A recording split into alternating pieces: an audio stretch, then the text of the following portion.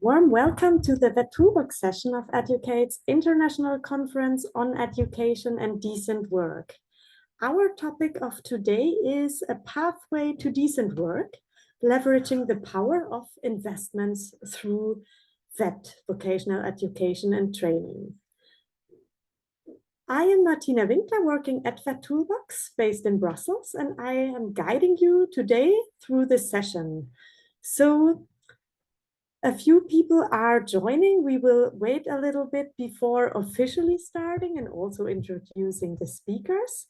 And while people are joining, I would like to ask you to introduce yourself in the chat. You may turn on your camera for a moment just to see some faces, to see others in the room. You may introduce yourself and share, if you have any specific expectations, you may share them in the chat. So welcome to all of you. Feel free to share a bit where you are from and what you expect from the session, and maybe show up for a moment.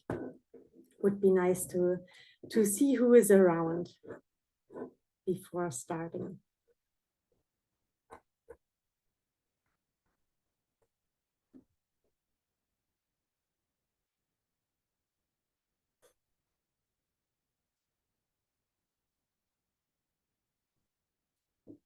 From New Delhi, we have Sahar, welcome. And yes, we have my colleague Laura, that's great. And she is interested in challenges and successes. Private sector state, Glovo, that's for you later, William. Hi, Pauline, good to have you here. Indeed, rainy, horrible weather here in Brussels. But very happy to be here today with you. Hello. Hello, welcome. How are you? Yes. Good, how are you? I am from Albania, and I'm pleasure to be part of this event about interesting topic to discuss together and to profit from each other, from our experience, and it's Thank pleasure. you. Greetings pleasure. to Albania. Yes. We have Chantal from Togo, from Madrid. That's one. Dar es Salaam. Welcome. That's wonderful. And our colleague, our Toolbox colleague, Laura, who has the pleasure to be in Nigeria. Welcome to you, and thanks for your time. And Hanno is there as well. That's wonderful. So a few more people are popping in, but I think maybe we can start in a short moment officially.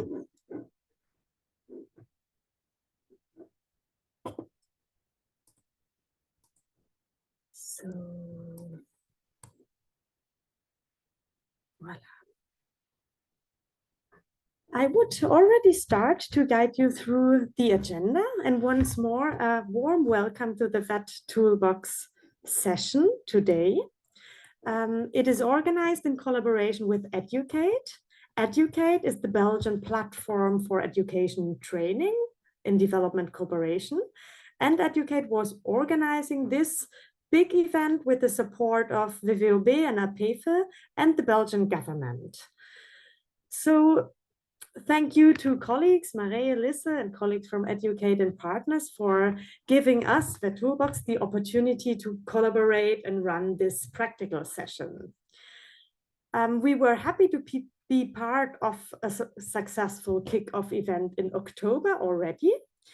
The recordings and the material are available, so my colleague Laura will share it in the chat. It is worth having a look into the material from the main event on decent work organized by Educate. The Toolbox now is really happy to run one of the practical sessions called A Pathway to Decent Work, leveraging the power of investments through vocational education and training. Again, for those who joined a bit later, my name is Martina. I'm VET expert at the Toolbox, and I'm moderating the session today. So for colleagues who are French speaking, there is a function that allows you to listen to contributions in French. You will see on the bottom line of the screen a little globe with interpretation, and you can choose the French channel. Speakers today are English speaking, but this should not prevent anybody from contributing in French. I can shortly translate the question so that everyone is understanding it, and we also have the interpretation.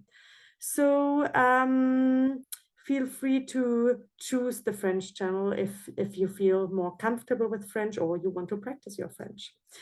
All right, for the agenda of today, I see people are still joining. Very welcome to today's practical session of the Toolbox.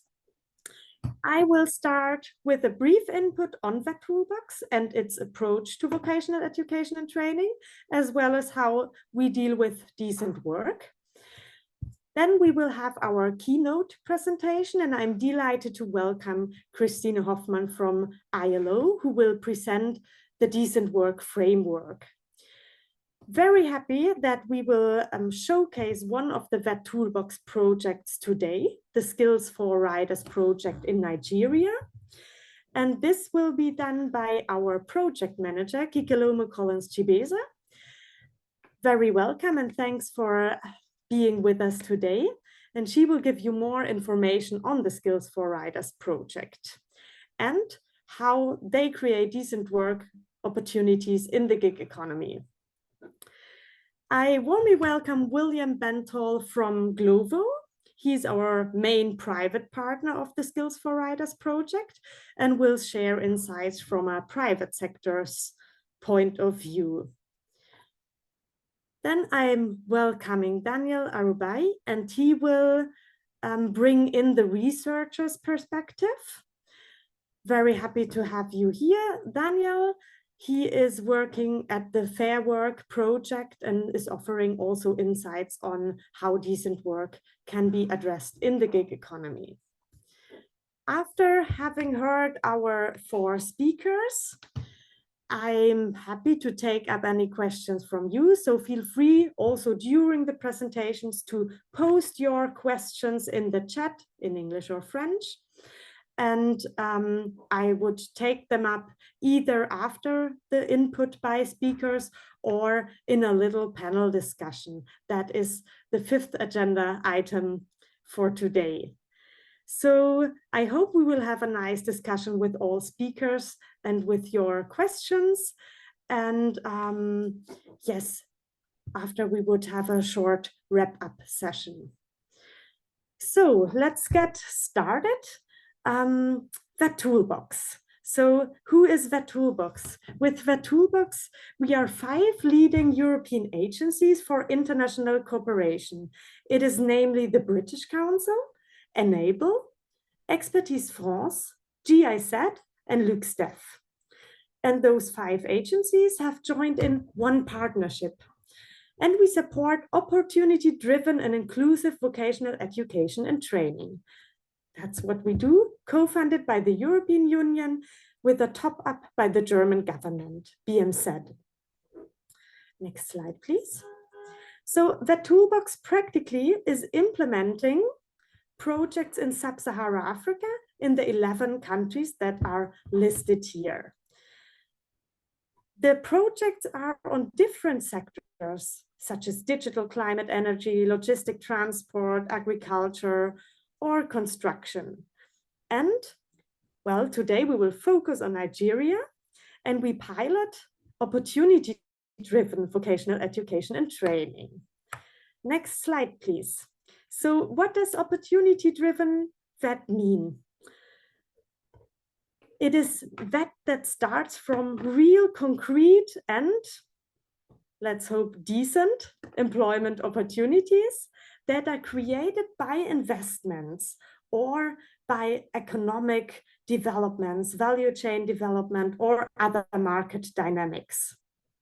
So today we will look into the approach in Nigeria, where the Toolbox is tapping into market potential in the gig economy through a skills program that is directly linking up with concrete, decent employment opportunities. We will learn more about this in some minutes. So as a last short mention, I will refer to decent work as it's our key topic of today. And it is also, next slide please, a target of that Toolbox.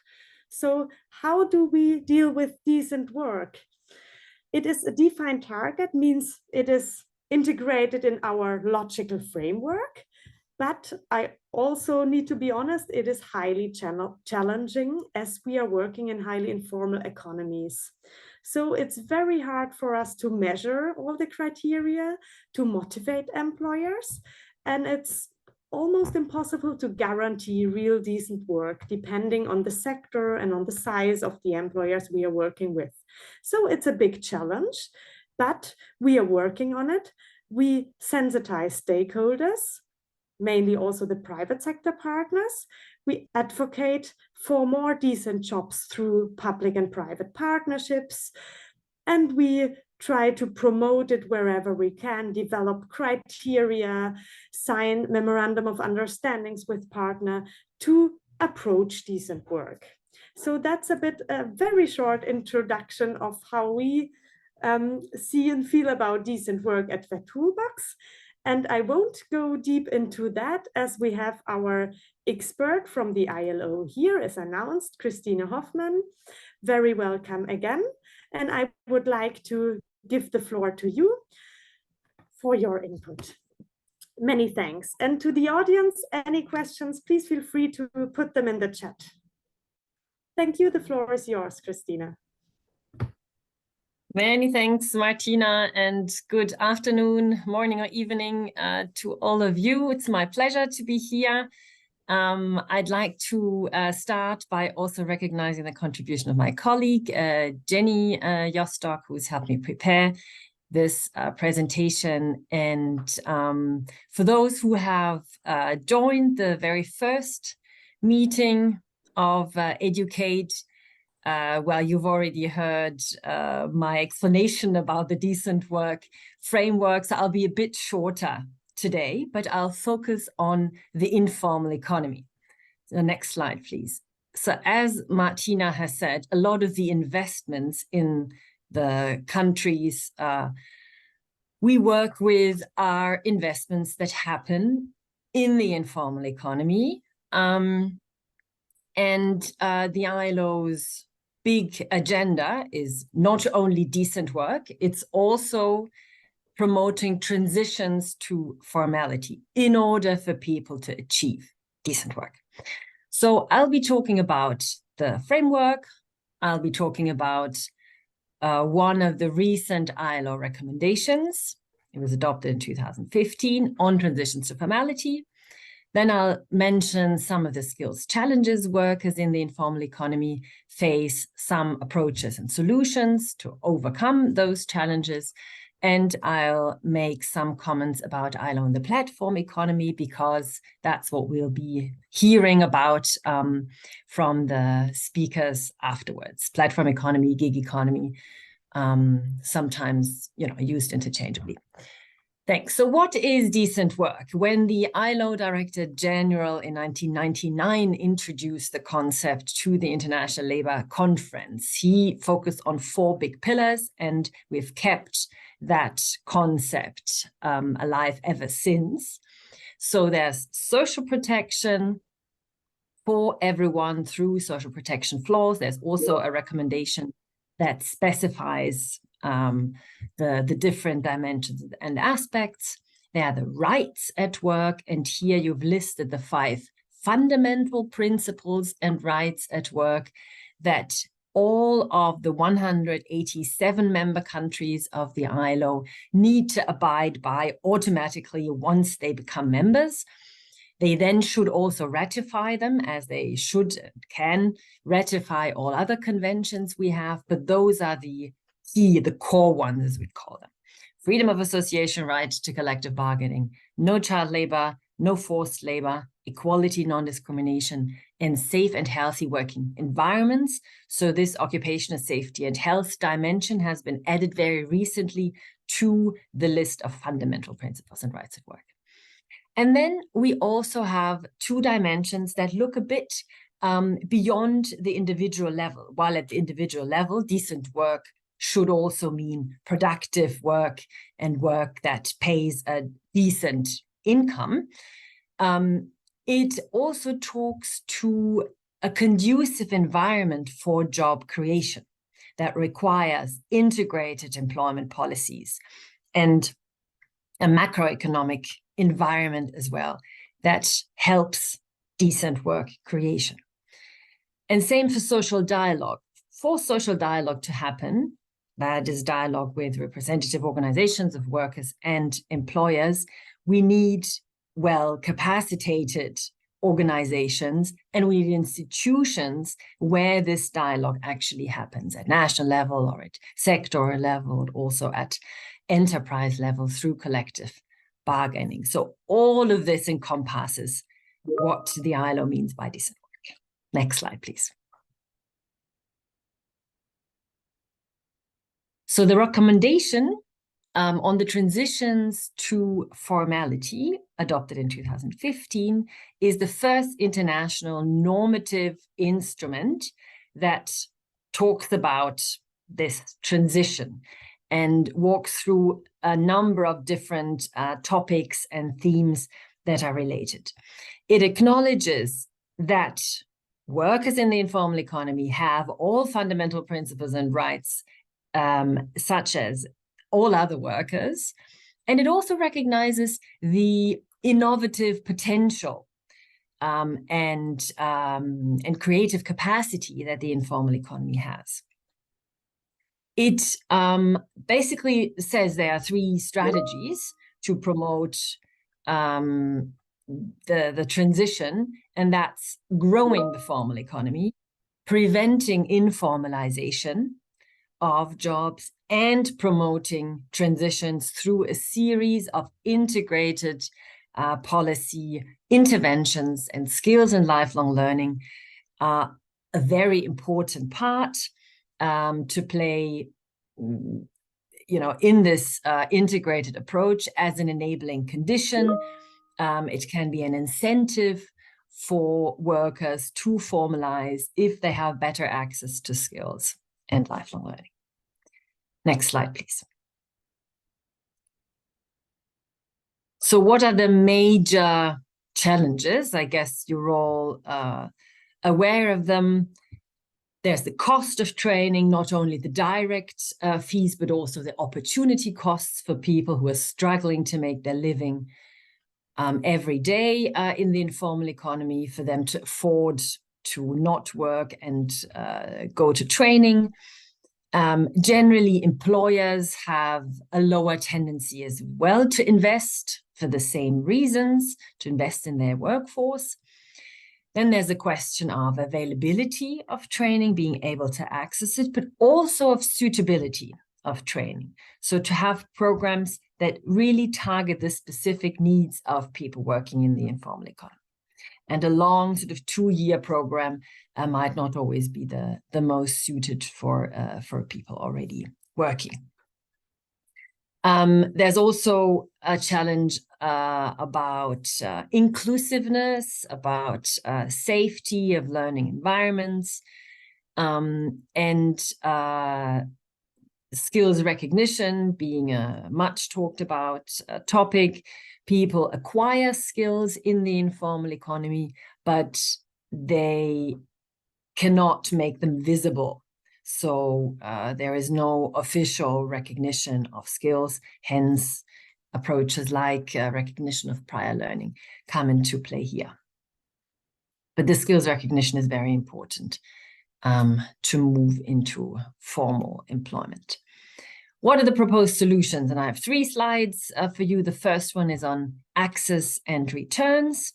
So there are the financial approaches for individuals, grants, subsidies, allowances, or vouchers, but there's also the perspective of training providers, making courses more flexible, adjusting times and hours. E-learning can help improve access, and community-based trainings, bringing the training to where people are. And then again on returns, it's about ensuring that whatever is trained is directly relevant and applicable in the informal economy, or also in opportunities in the formal economy. Next slide, please. That one is about skills governance and how, well, financial arrangements, but also arrangements of policy coherence need to take that perspective of promoting transitions to formality. So I've listed a couple of examples here from national training funds that assign a certain amount of their funding to actors in the informal economy, often through intermediaries. In India, for example, there is a sector skills council for domestic workers, so particularly looking at one group that has a high level of informality and hence can represent the voice of informal economy workers better. And definitely looking at a whole of government approach, seeing where skills policies need to link with enterprise development policies, with local economic development policies, with even trade policies, linking into value chains, etc. Next slide, please. And the last one is about delivery, recognition, and the sort of linkages that the trainings should make. Improving basic skills, definitely literacy, numeracy are skills that people in the informal economy often need to move on to sort of the higher value level activities.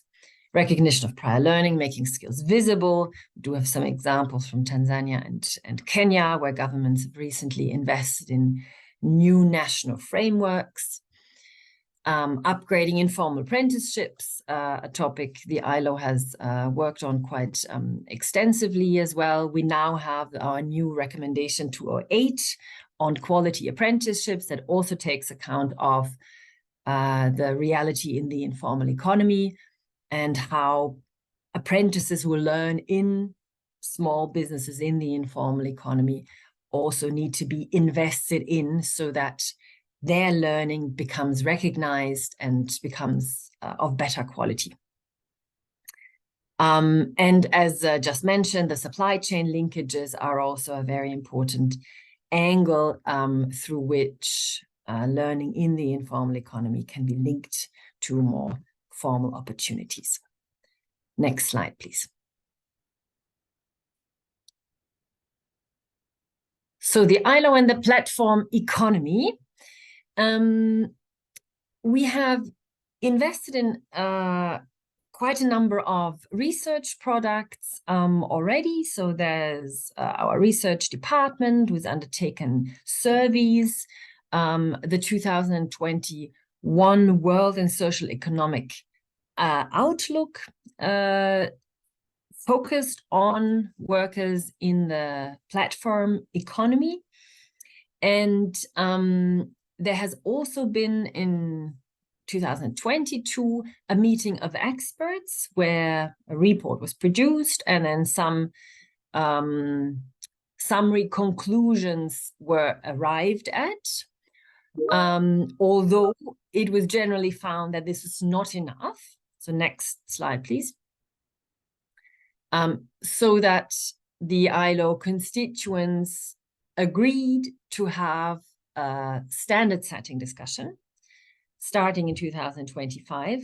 Our time frames are generally a bit generous. So we'll start in 2025, and in 2026, then we'll hopefully have either a convention or a recommendation or both. So an international new labor standard on work in the platform economy.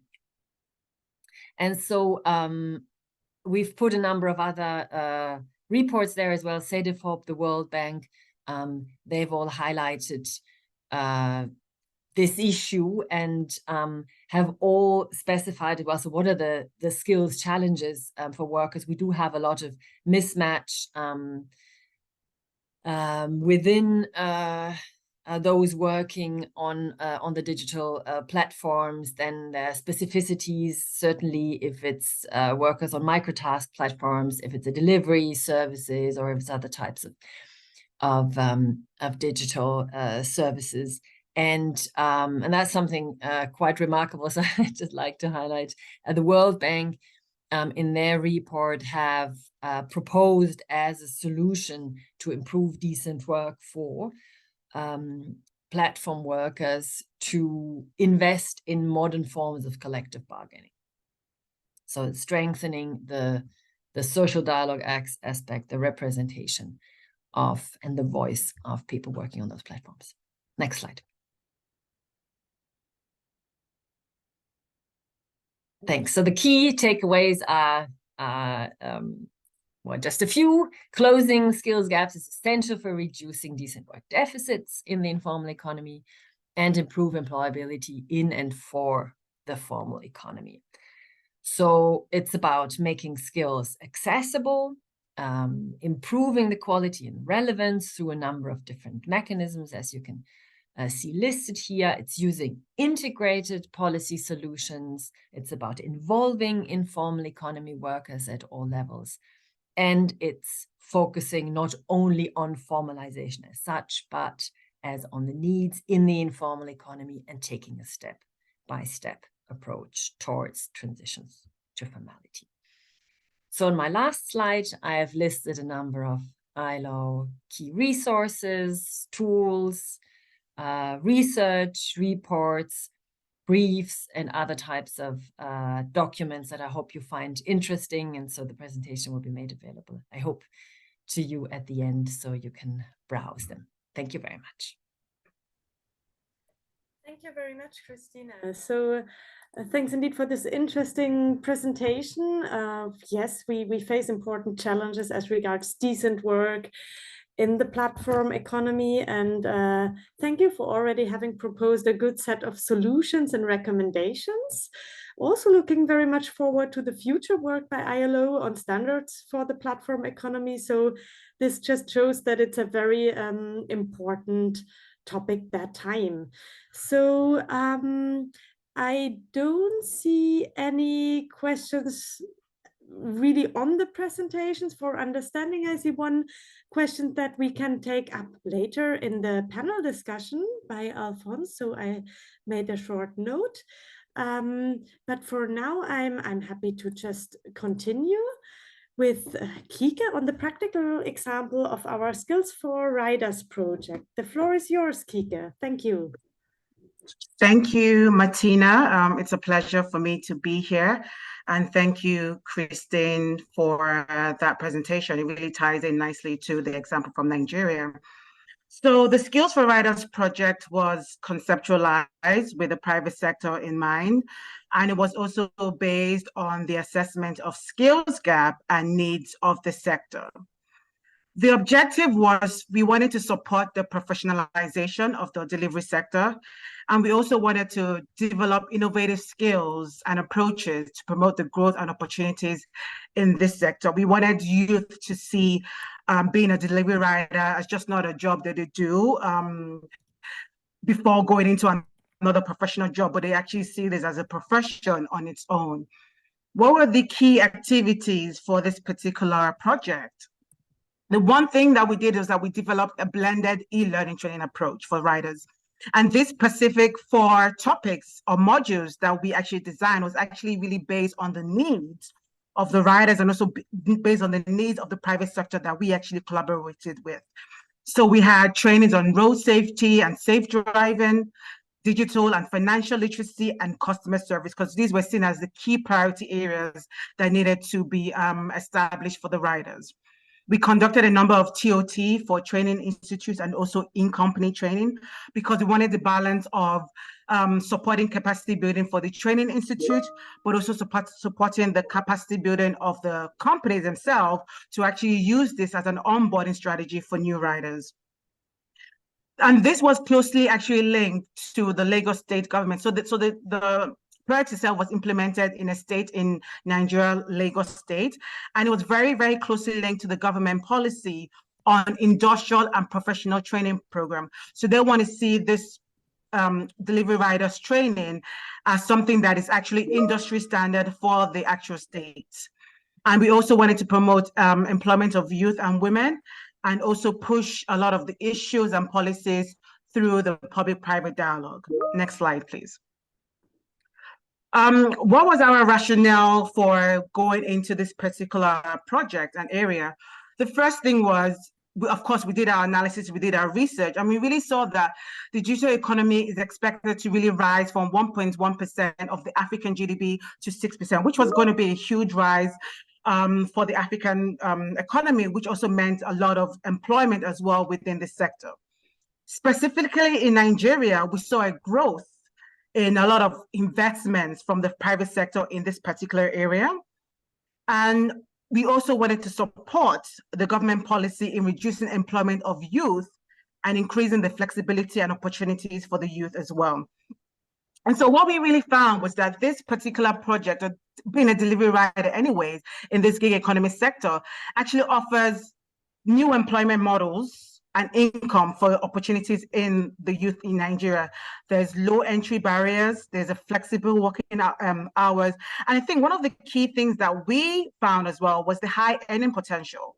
We really saw that the delivery riders could actually make 3 times the minimum income in Nigeria, and that for us was actually something that really spoke to the decent work as well, in terms of, okay, this is actually a profession that could actually support the lifestyle of the youth in this particular country. Next slide, please.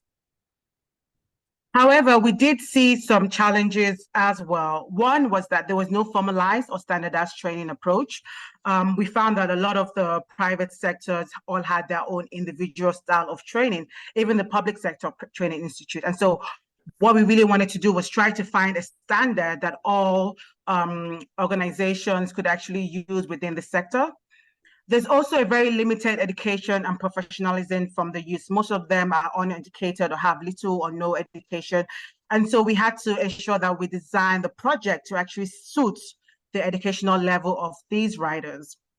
And for the private sector, we saw that there were high onboarding and training costs for them, because one of the complaints that we actually got from the private sector was a recycling of riders.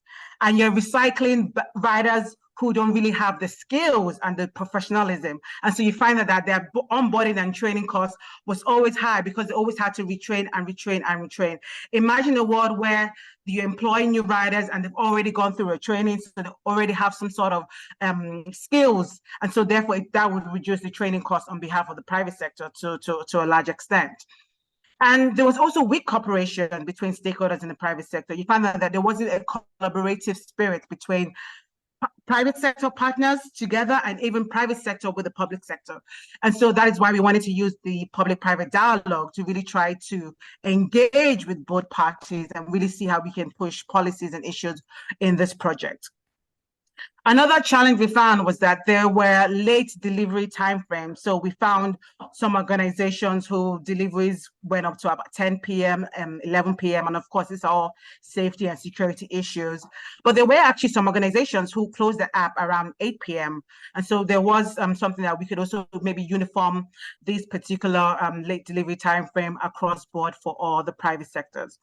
And of no little or no social security or benefits for the riders, because of course there was no contract between the riders and the private organization. Next slide, please. So what did we do? We considered, one, the capabilities of the riders. We considered the fact that what we learned from the riders was they'd rather be on the road making money than actually sitting in one place and doing trainings. And so we thought, okay, how can we really engage these riders to take on trainings and skills development? And this is how we came up with the e-learning platform.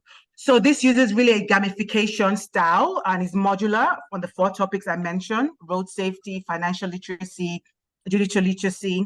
And so what we really found in terms of the feedback of the training was the riders actually were very engaged in this training, because they really saw it as like a play road style of training that really got them engaged. And I think one of the key things that we also did with this training was we made it into really short bites, so 10 to 15 minutes, because the feedback we got was that these riders don't want to stay for long hours. I mean, Christine already mentioned this. They don't want to stay for long hours, months or weeks doing training, because they need to make money. They want to be on the road. And these were some of the challenges that even the private sector and even the public sector training institutes were actually fighting out. Their trainings were heavy based on texts, and the trainings were lengthy. And so they didn't see the amount of people participating in the trainings because of that. We took all those lessons and we adapted it. We made our training short. We made it a little bit more interactive, and this really got the engagement with the riders. And so this training is really meant to complement what the private sector already have ongoing in their firm, to also really add towards the training potentials of the riders. Next slide, please. So what are our key lessons and takeaway? Apologies, we only had 7 minutes. I mean, there's a lot to really say about the project, but I can't go into too much detail. Hopefully during the panel discussion, we can really discuss more about this. But what did we really find? What were our key takeaways? The private-public dialogue was actually really a pivotal point for us within the project. Mainly because of the collaborative effort. We really brought together the private sector and the public sector, talking and interacting, and really driving policies and really driving issues in this particular sector, mainly really focusing on skills training, mainly focusing on skills development as well. So I think that was really important. Partnership was actually very important for this particular project success. Another one was the innovative training approach. As I mentioned, the training was developed with the riders in mind, with the private sector in mind. And so we use this VET, Vocational Education Training logic, is modular, into different modules, different time frames. It's very interactive, very participatory. It really gets the riders engaged. And these are trainings they can even do when they're taking a break from their deliveries, 15 minutes, 10 minutes, so it's something that could be done, self-paced. It can be done at different times of the day. It has both theory and it also has practical training elements as well to it, especially when it comes to the safety and the training. And another key thing about the platform is that it has this job matchmaking service. Christine mentioned, she talked a lot about the skills recognition, right, not being official. So what we were able to do very well in this project is that we were able to get this certificate certified by the regulators in Lagos State. So it's certified by the Ministry of Transport and it's certified by the Nigerian Postal Service, who are the ones that actually regulate this sector. And so therefore they have that recognition in terms of the training that they actually go into. So I think that was actually really quite interesting and crucial for us for the sustainability of the training. But one thing that we did find and what we really tried to work on was the inclusion of women. We really found that it was really hard to get women in this particular field and area, mainly because there's a lot of work that needs to be done in terms of being gender transformative. For example, they need to prioritize women as daytime workers. These were the things that came out of the public-private dialogue. You need to only operate in safe zones. So we need to mark out where are the safe zones, what are the areas that they can actually deliver in. The women need safety equipment, they also need training, and they need financial incentives. They need starter kits for equipment. They need to be provided with motorcycles, motor foam, support system. How do they save their money? How do they invest the money, etc. So these are a lot of the things that would need to be changed if we really want to see more women workers in the gig economy sector. So this is really, I believe this is the end of my presentation, and I look forward to engaging with you more and really just, discussing more about the project and on other aspects. Thank you very much. Thanks so much, Kike. I'm very happy that you shared all these thoughts, challenges, and takeaways with us. The Toolbox is really, really proud of this example.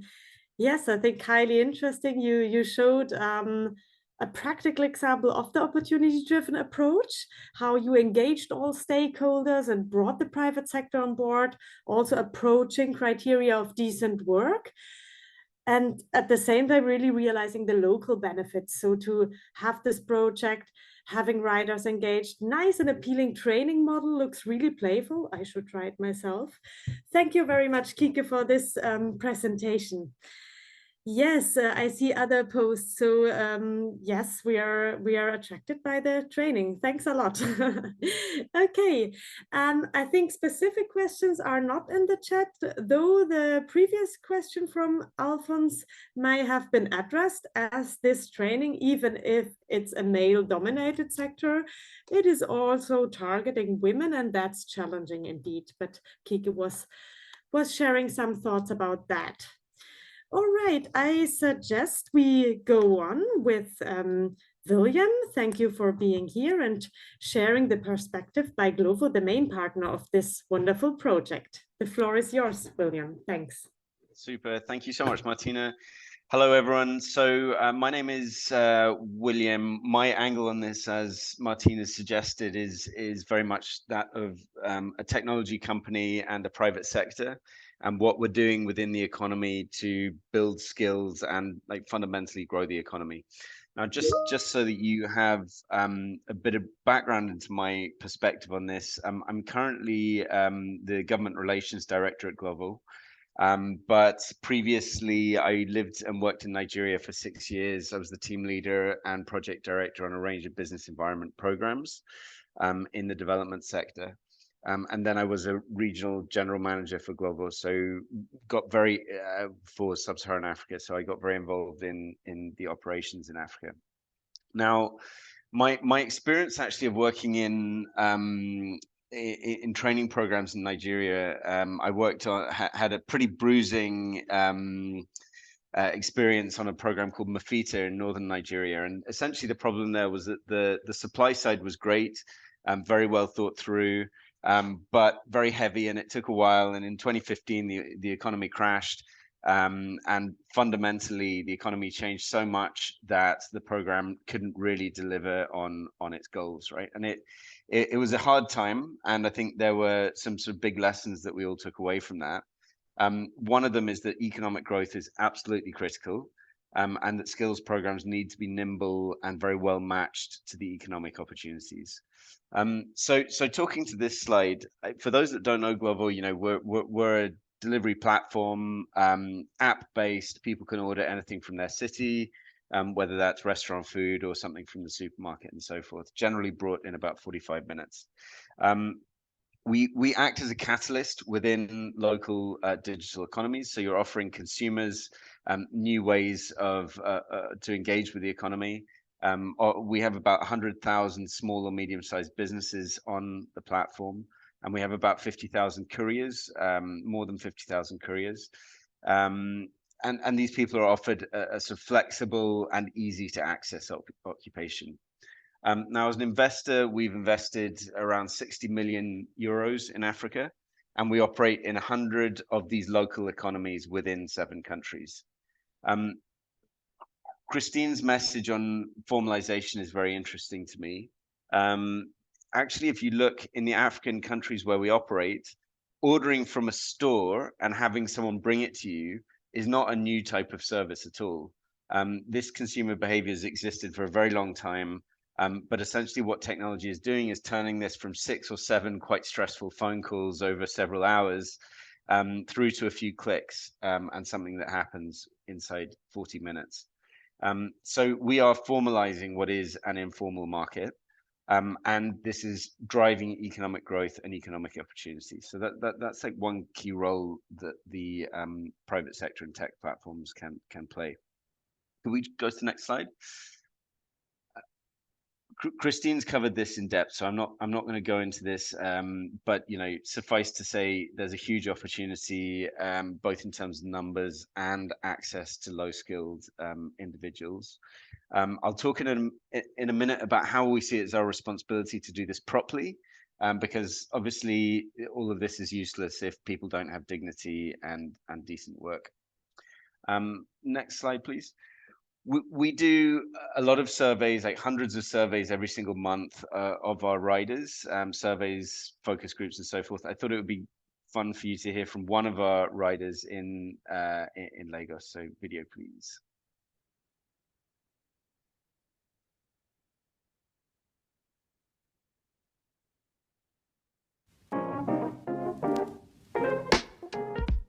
My name is Godswill Osondo, and I became a courier on Google last year, November 2022. Apart from being a courier, I'm an artist, a songwriter and a music artist. So I do songs. Working with Glovo gives me flexible time to work when I want. And like if I have a shoot, like a music recording that I have to do, like tomorrow, I unbook like four hours off. I take 4 hours off from my work and go to my studio to do my recording. I really plan to do music full time. That was my dream. That's the reason I came to Lagos at the first place, to do music full time. And since being in Lagos, I've just dropped like 3 songs. My new song just came out like last week. Kill a Man is a wonderful hit. I'm a piano. Now, in Lagos now, the clubs we are now diverting from Afrobeats. We are going more to Amapiano. So I have to follow the line. The Global Korea guys are wonderful. They are really great guys to work with. And we even have a lady working with Global too. So we have all had a wonderful experience working together. Like, for example, I am the admin in our group chat for all riders. Like, we have our own group chat on WhatsApp where we all riders come together and gist after work in the evening. So I'm the group admin of the group. Yeah. Global is a nice place, place you can work, and it gives you time to follow your dreams. It gives you time to follow your goals, and you can also work and earn money at the same time.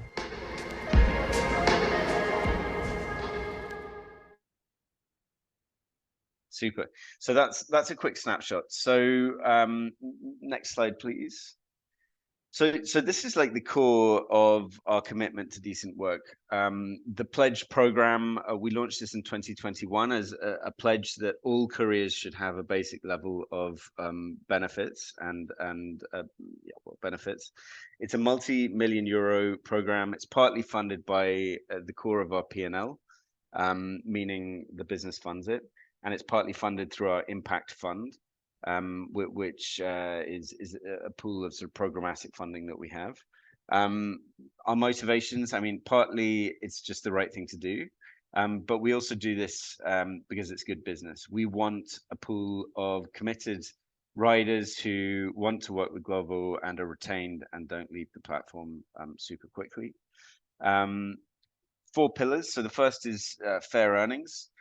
This covers, we do a benchmark on wage indicator wages, covering cost of living and similar jobs across different countries. We also provide pay, like a very special kind of bonus that people can use to take a break, possibly for training or equivalent of a holiday, just a break. 360-degree safety. So we have specific safety events. We have safety courses online. In countries where it's possible, we have like emergency response, privatized emergency response vehicles that can go around and help in any kind of security or health incident. On equality, you heard we encourage formation of online groups, whether we're involved in those groups or not. We have physical centers where riders can come in, learn more, put in complaints, whatever it is they want to do. And then the last pillar is community, which the main focus here is learning and development, and making sure that we're upskilling our riders. We have 2 dedicated teams implementing this. The courier experience team, you could think of these guys as like the ambassadors for riders within Glovo.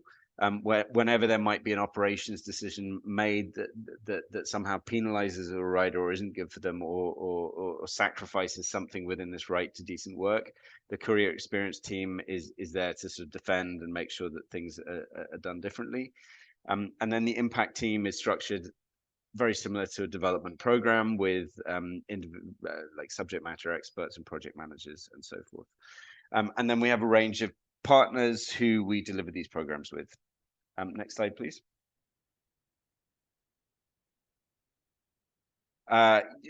Just some numbers. So overall, historically, 13,000 couriers have taken advantage. That's of about like 60,000 plus couriers in total. 15,000 hours of training this year. And here you see like different sort of modules and countries which we're rolling out. Entrepreneurship, I think, is like quite popular in Africa. And I think it's a really good one as well from the perspective of wanting to create formality amid an informal market. Coding, I really like. Not so many couriers impacted, but we just launched this recently. And I think we're expecting that one to grow. Next slide, please. And quickly, let me just close with a few reflections on what we can do differently or more. So I think this is always a challenge, but balancing depth with breadth. So like our most successful things have definitely been where we've invested team time as well as money. You know, the number of people you might be impacting is 50, 100. That's not really scalable to a fleet of 50,000 plus riders. So that's a constant challenge and debate we have internally that I have some thoughts and lessons on. It's difficult to create a global program, even though that's what is the ultimate scalability. People are interested in different things and have different motivations. Partnerships are really, really important. I think some of our best projects and learning and development schemes have been implemented with partnerships. And it also allows us to keep very, very close and understand what it is that riders really want. So we're always interested in learning more. And lastly, legal uncertainty. So in some countries, we cannot launch learning and development because it could be constituted as an indicator of an employer-employee relationship. So, you know, we need some kind of legal certainty, or at least a permissive gray area to say, look, this is we are willing to take the risk and do this. And of course, what we'd like is some kind of clause in legislation saying that companies that provide development opportunities and upskilling opportunities, this isn't necessarily an indicator of an employer-employee relationship. So that's it. Happy to take questions at the end. Many thanks, William. Yes, it's great insights, very interesting, and it seems global and you in person with your dedication. It's a very special case to the Toolbox. You highlighted the skills development and decent work. So I would say we need more private partners like that, definitely. I love the testimony and also your statement that decent work is the right thing to do, but not only the right thing, and also good business. So I think that's key for the private sector, for everyone. So I will definitely take that with me already. Also, thanks for your comment on the formalization. I think this we will definitely keep for the panel discussion. I'm very curious about what Christina thinks of that. So this may be a good point to discuss and remains a great challenge, it seems. All right, so in the interest of time, we still have one exciting contribution. I would give the floor to Daniel, coming from a researcher's perspective. Daniel, the floor is yours. Thank you. Thank you, Martina, and thanks to all the other presenters. Just to go straight into it because of time. I'll really just go over the introduction of the project and basically focus on the challenges and opportunities because of time. So the FERL project is an international research project based at the University of Oxford in the UK and VTB Berlin Social Science Center in Germany. What we do around the world is collaborate closely with workers, platforms, advocates, and policymakers to envision and build a fairer future of work. Through a global network of researchers based in 39 countries on 5 continents, Fair Work evaluates digital labor platforms like Glovo, and we rank them based on our 5 principles. I need to say that this research in Nigeria is being generously funded by German Federal Ministry for Economic Cooperation and Development, GIZ. I don't know if you could do the next slide, please. Yeah, thank you. Yeah. So before I go ahead, I just like to acknowledge the Nigeria team who we worked on this for the last 2 years on this project. So our starting point here is that we have a whole range of risks that platform like riders go through every day, weaving in and out of traffic, the poor conditions, the level of pay.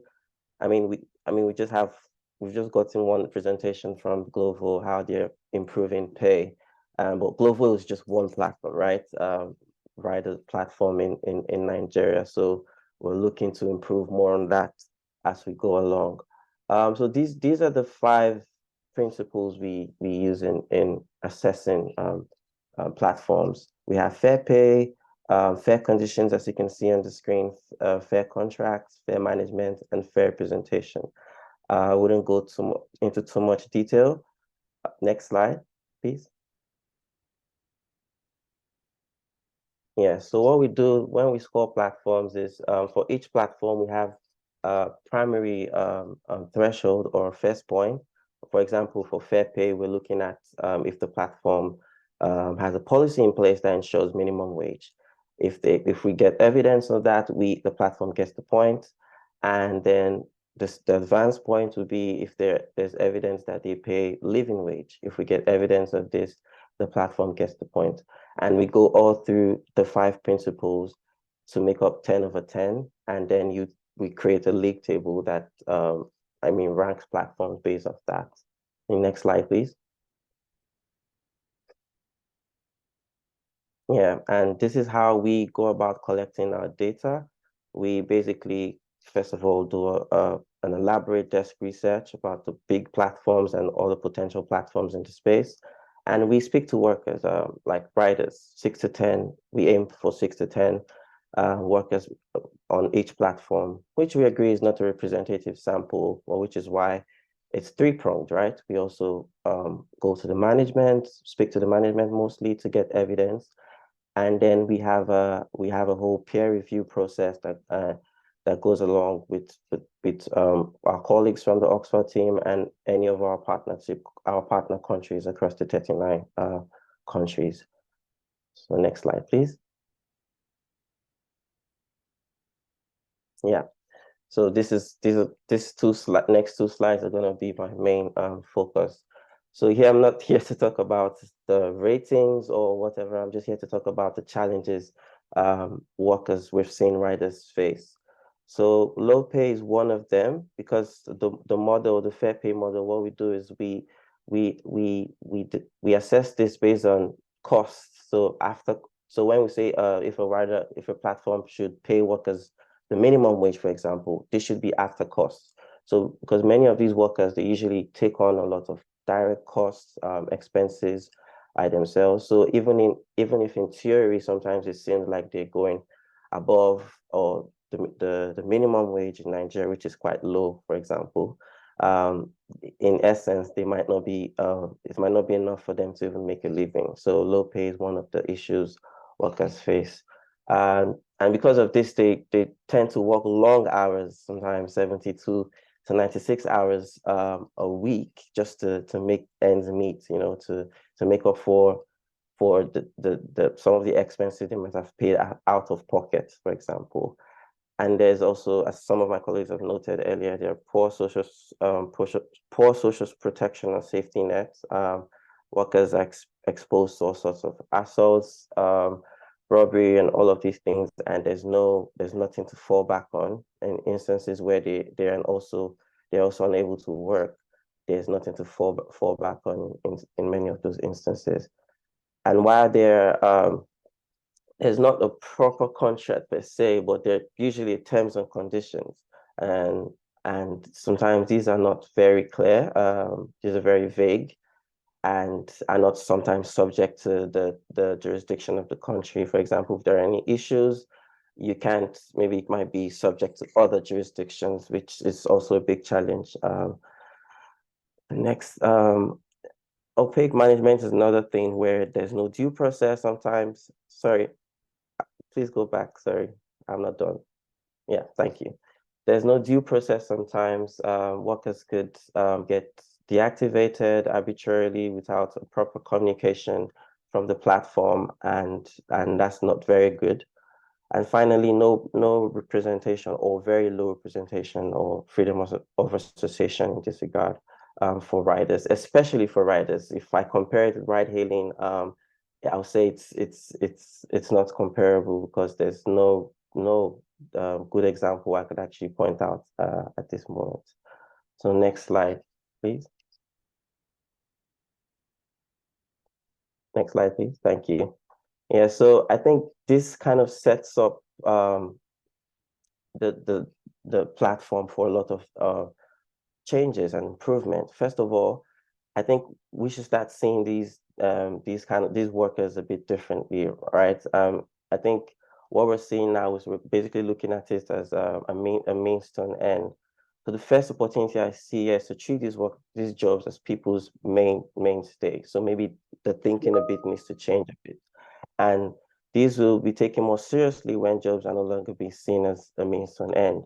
This will mean being more intentional and pushing for platform workers to recognize, for example, under the Nigerian Labour Act, which a lot of riders are missing in this act, for example.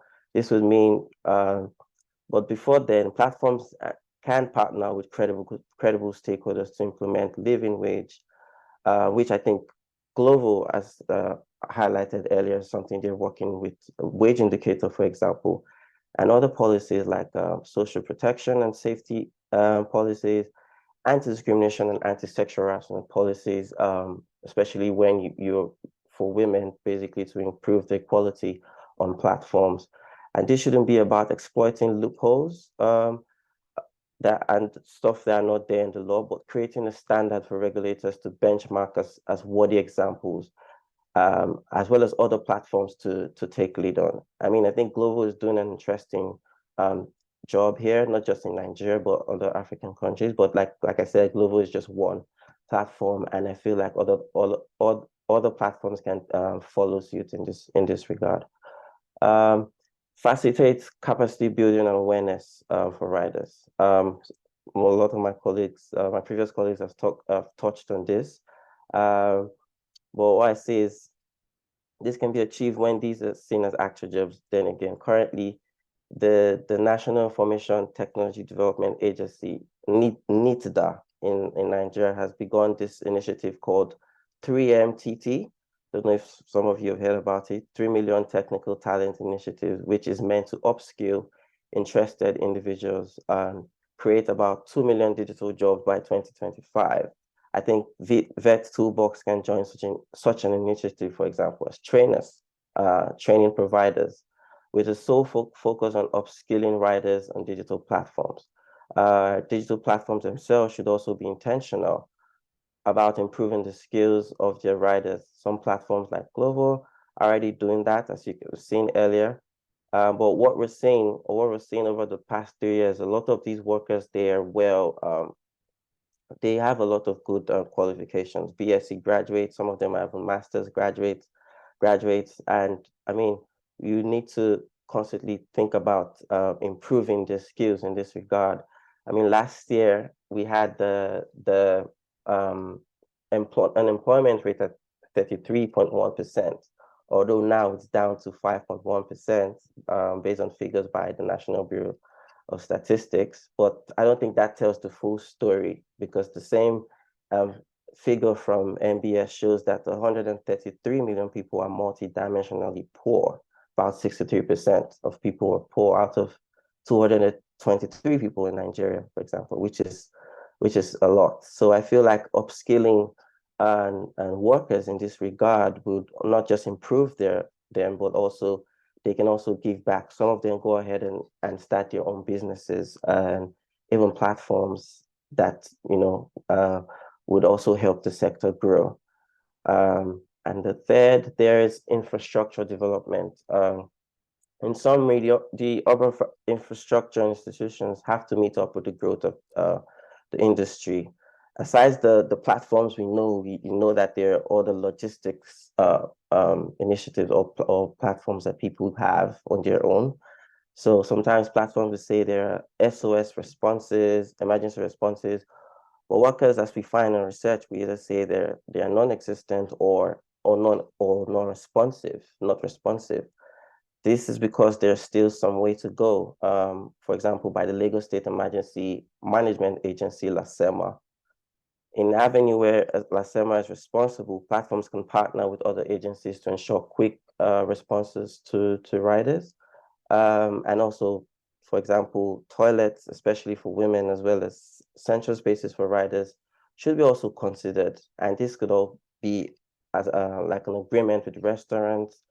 And alternatively, we could have mobile toilets, which can be placed at different locations around the city. Imagine someone staying all the way in the mainland, if some of you who understand Lagos, but if you don't, imagine like two separate areas in the city, which are like quite far apart. And someone wants to use the toilet, he has to go all the way to his house, for example, which kind of dulls the moment, I would say. So if there are like common areas where they could, could meet up, or if there are agreements with restaurants or delivery places, this would help improve the efficiency. And also, in terms of institutions, the police should be constantly made aware of the importance of these riders. Sometimes it's the reverse in this case. They can also play important roles in emergency situations, especially when being harassed by road tax collectors sometimes, or touts. In fact, platforms should come together to ensure riders using bikes or cars do not have to pay another expense from their pockets to roadside daily tax collectors, for example. And fourthly, research and development. This is quite straightforward. With the ban of Okada in Lagos, some platforms could not keep up. Just giving a bit of history here, some are still struggling. And even though the ban doesn't directly affect the use of couriers, but their business model was built on this diversification into bike hailing as well. Some have ventured into other aspects of the business. To improve the sector, I think we'll need to commit to helping not just the foreign platforms, but also local platforms. And the best time to start is now through like proper research and development. This could include adding new features to the business model that improves their earning, the working time, or all-around well-being for riders.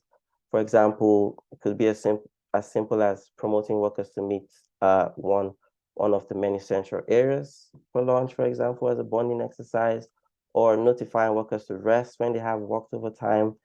If truly this is providing honest jobs for riders, we need to ensure that these are sustaining into the future.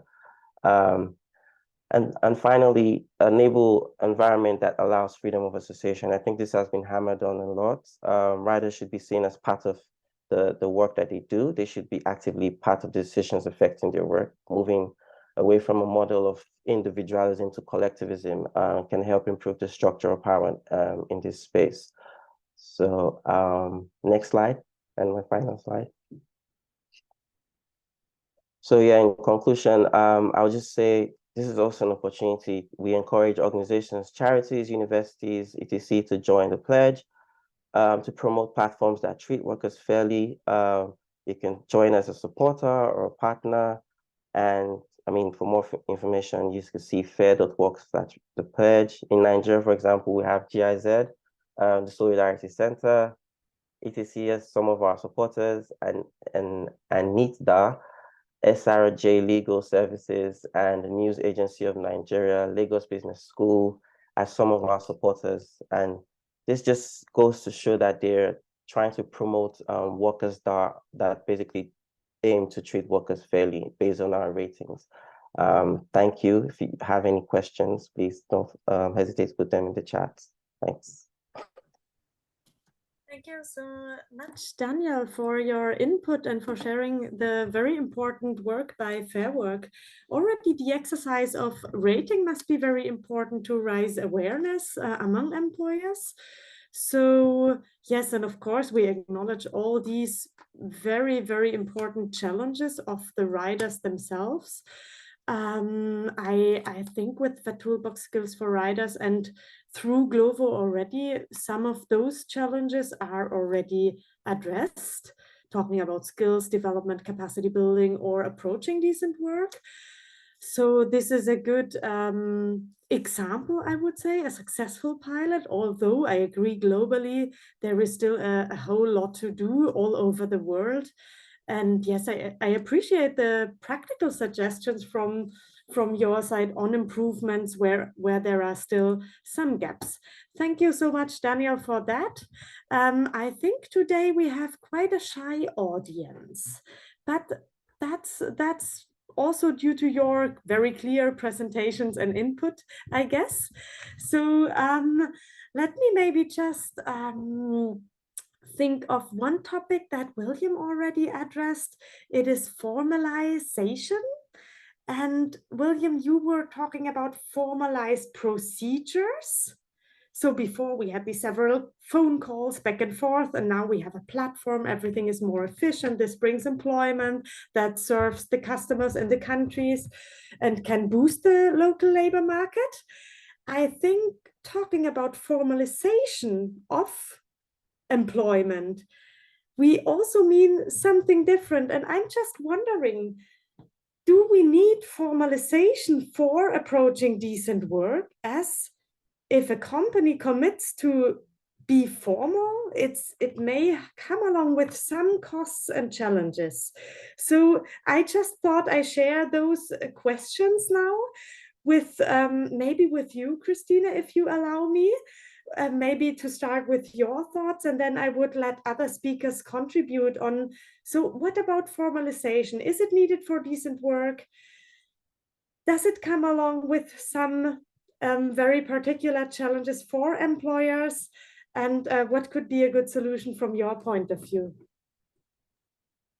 Thank you. Thanks, it's a complex Martina, one, the sorry. $100 million question. And let me just start by saying that I very much enjoyed the, the presentations by my previous speakers. Very insightful, and particular this online learning platform looks very exciting and very innovative. So the recommendation I mentioned on transitions to formality defines informal economy as all activities, economic activities, that are in law or practice not or insufficiently covered by formal arrangements. That's the definition that the international ILO constituents, that are tripartite, governments, workers, and employers, agreed on. So now that sounds very clear, but in the end still leaves quite some room for interpretation. And I mean, us knowing, you know, informality in the countries we work with, it is not a black or white situation. So we always have different shades of what formality means, and whether you know, a company that is registered locally, complies with the local tax stuff, might still not have all the might not fulfill all the accounting rules and whatever that that a formal company registered sort of nationally would apply.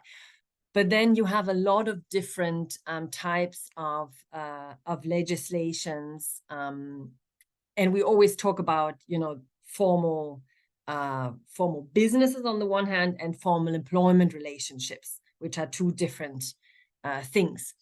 And what William mentioned, I think that's very critical, is that there is legal uncertainty in a lot of countries. Now, I'm not a legal expert.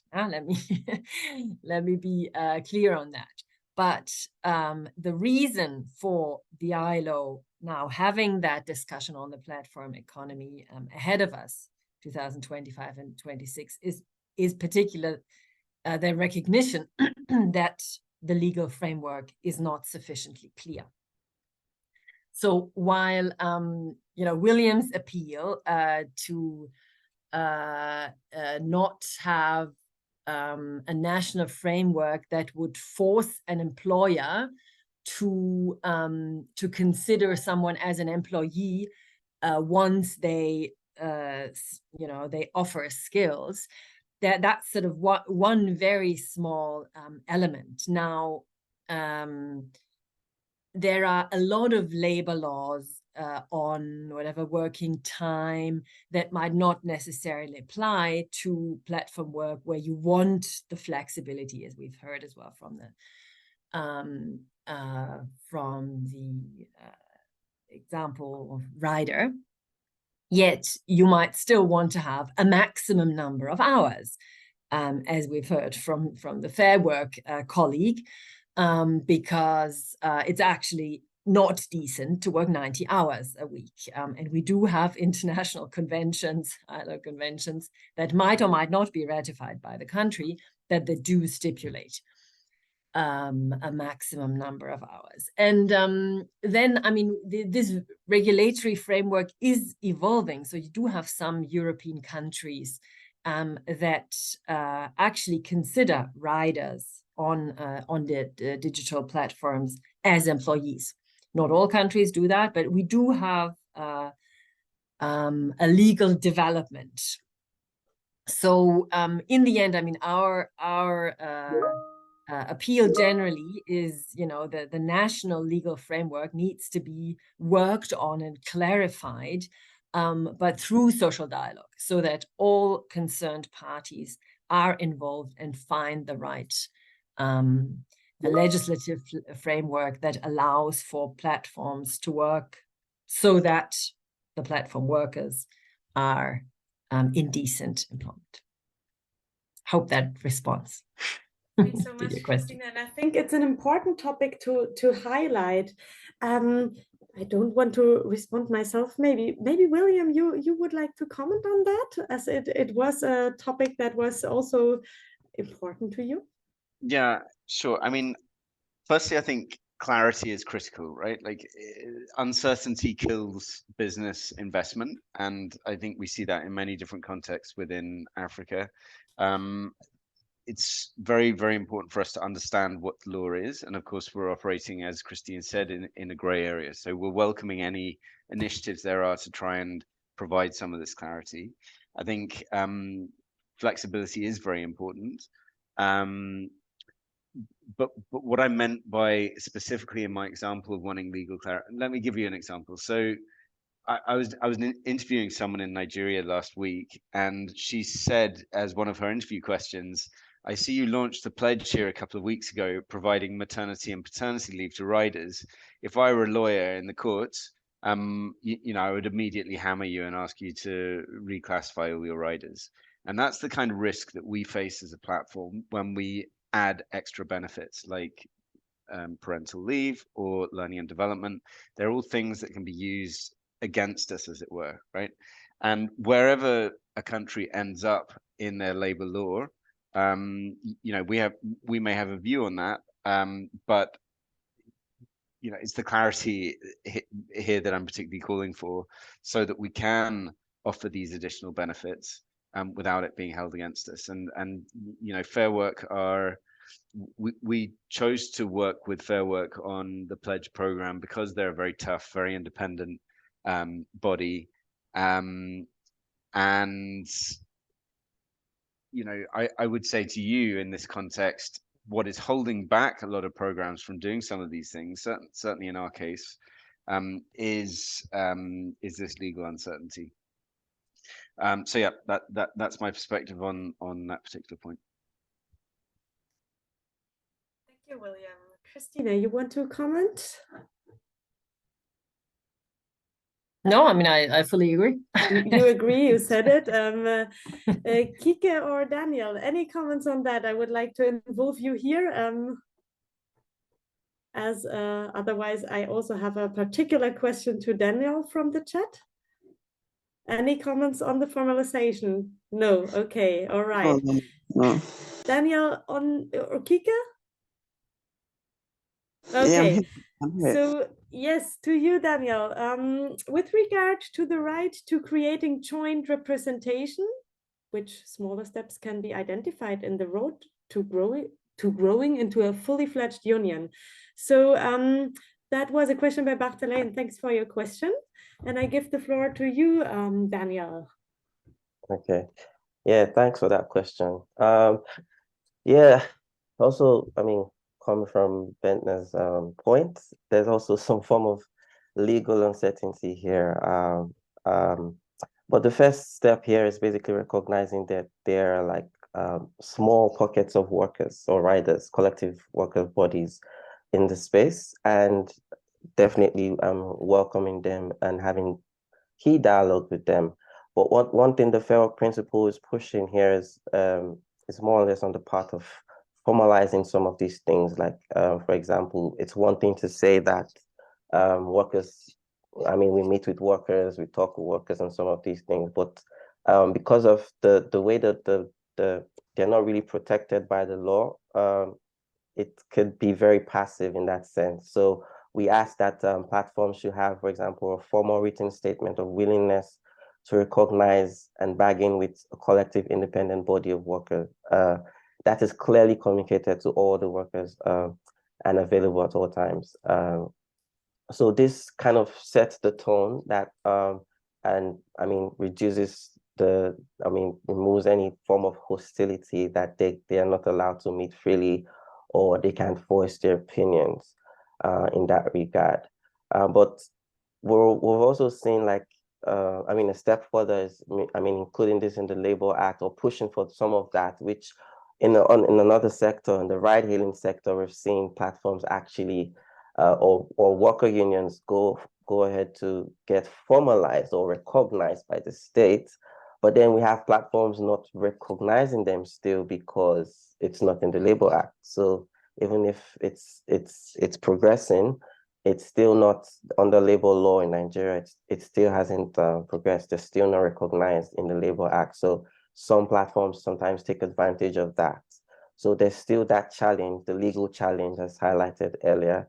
But these are small steps where you meet with workers regularly and basically be out of that, basically allow them control the whole process and get their feedback, include them in critical decision making that affects their work. So yeah. Thank you very much, Daniel. I hope that was responding to your question, Barthelin. Yes, I think I mean, there needs to work on it from all ends, from the government, legal aspects, skilling programs, employers themselves. So it's very, very much exciting field and a lot of opportunities, as we heard from all of you.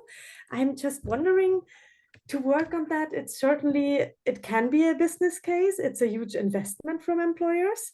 I'm wondering, also having this opportunity-driven approach, as we call it, how can we also reach out smaller employers, and how can we really involve not only, let's say, the bigger companies who understood it, who want to show also corporate social responsibility as, yeah, but I don't know, maybe Kike, you can respond to that. In the local context, what are possibilities to reach out in an informal context, also SMEs, for decent work? It must be challenging. I think one of the key things that could be very useful in this instance could be the public-private dialogues, engaging with the private sector and also engaging with public figures and bringing out these particular issues and ideas to them. One of the key things that came out of our own project was, as I mentioned before, there wasn't a lot of strong collaboration within players and actors in this particular sphere. And one of the things that we had to do was that we had to design and develop an ecosystem and figure out who were the different players in this particular sector, and then look through it in a value chain perspective and really try to get everybody involved in that. And there we also found out about Writers Association that we also were not fully involved with. This information was provided with the public sector. They also have a lot of the issues and challenges that they want to drive. So I believe that, one of the key things that came is speaking together uniformly in one voice with the public sector, and of course, airing your views. What we found was that each organization, especially the big ones, and I really see the big ones as like the big brother in a sense. They are really the ones that are able to really drive a lot of these policies and areas to support the small organizations who perhaps don't really have the voices and perhaps don't also have the resources to move forward with their own aspects. So I really see them as people that really can drive together uniformly, speaking together in one voice, and really having these dialogues. Dialogues are very important and pivotal, and that is exactly what we have started, and we hope to continue is, being in the dialogue. It would be nice to also include Fair Work in there as well. Of course, coming from the researchers' perspective, they really have this holistic view. They've done the reports, and they really can really show evidence. We really need this evidence-based to really convince. And I know that the Lagos State government, and we can start small, right? We can start with one state and then try to see how we can move that nationally as well. I know that the Lagos State government is very interested in really promoting the sector, professionalizing it, and really bringing up policies that can support it.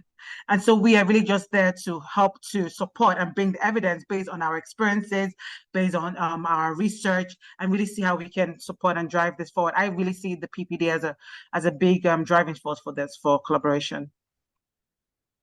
Thanks so much, Kike. I think that was almost like a nice wrap up, a nice roundup, an idea to get all voices, get Fair Work into the public-private dialogue in Nigeria, of course, private-public partners.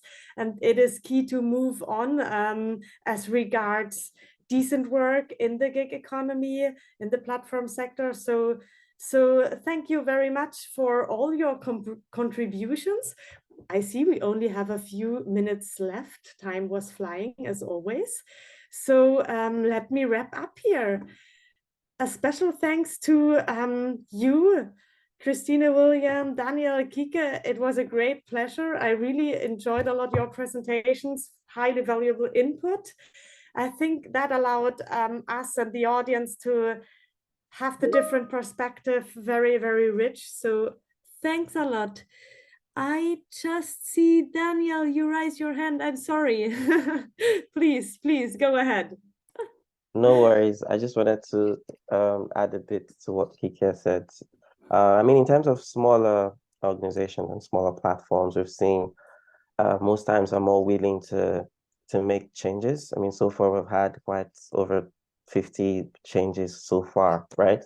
But like the smaller platforms are more willing to make changes, but sometimes they reference bigger ones not, making the same changes. So it's not healthy for competition. And considering sometimes they're also not as guarded or funded as some of these bigger platforms, they might struggle a bit. So I think that's a good thing if like we have the bigger platforms and private sector doing giving good example in that regard. And also I think there should be a need for like, improving the awareness of policymakers, right? So they're also not aware of a lot of the things that are going on. Like they know it in passing, but like there still needs to be a lot of training that goes on in there that improves their awareness about what is this challenge that workers experience, for example, which I think like Kike said, it's a good collaborative effort between GIZ, regulatory bodies, as well as Fair Work and ILO and other relevant bodies in Nigeria to improve the space. So yeah, that was just my addition. Thank you. Thanks so much. Thanks, Daniel. That was important. And I hand over to Christina with pleasure. Thanks. Yeah, just one last remark. And actually, I made a similar one in the first conference. I think it's very important when we speak about decent work that we keep in mind that there is a normative dimension, a rights-based dimension to it, but there's also an economic dimension. And so when we speak to actors, to businesses, we need to bring forth those arguments as well, that it is in their interest to be a business that creates decent jobs. There's lower turnover, you know, there's more diversity in your workforce, etc. You have a lot of economic arguments as well for decent work, so we shouldn't be forgetting about that. And hence have a clear regulation that prevents race to the bottom, but at the same time also creates a dynamism that is a race to the top. So, thank you. Thanks so much, Christina. That was perfect closing notes, I would say. Thank you to everyone, to the audience as well, and to Educate and partners that allowed us to have this session in the frame of their international conference on decent work. So I wrap up, so we close almost in time. And I would like to warmly invite you to follow the Toolbox on social media, stay in touch with us. Let's work further together on this so important topic of decent work. Yes, we also have still 2 further practical sessions you may wish to attend. Feel free to register. You have the link to the webpage, and I wish you a wonderful day, and thanks so much for participating, for contributing. Stay in touch. Greetings to all of you, and special greetings to Nigeria. Thank you. Bye. Bye. Thank you. Bye.